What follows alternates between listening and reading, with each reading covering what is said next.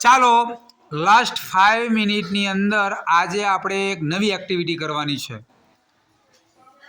જે વાક્યનો પ્રથમ અક્ષર ક હોવો જોઈએ, ક હોવો જોઈએ શબ્દનો અક્ષર, એના ઉપરથી તમારે આખું વાક્ય બનાવવાનું છે. વિચારીને મને વાક્ય કેવું હોવું જોઈએ, અર્થસભર હોવું જોઈએ, સારું વાક્ય બનાવવાનું છે દરેકને વિચારીને. ચલો નિશાબા બનાવશે. કમળનું ફૂલ ગુલાબી રંગ છે. કિસ્મત જામફળ તોડે છે.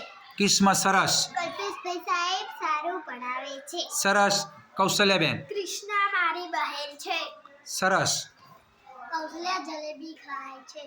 ચલો જીયાબા. કોયલ કલબલ કરે છે. એસવીબા. કમળ રાષ્ટ્રીય ફળ છે. મયુરસિંહ. કાગડો કા કા બોલે છે. અશ્વપાલ. કૃષ્ણ માખણ ખાય છે. સરસ. માહિર.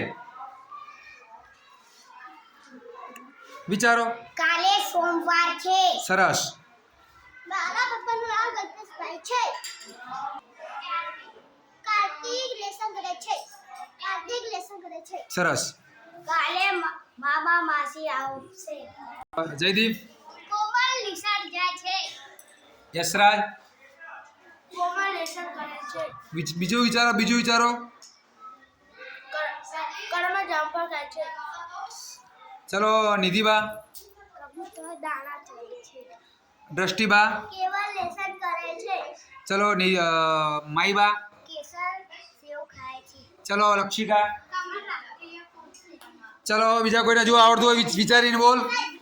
કોમલ નવા કપડાં પહેરે છે. ચલો હજુ કોઈને આવડતું હોય નવું વાક્ય બોલો. ટાબર ઉડે છે. ઉડે છે.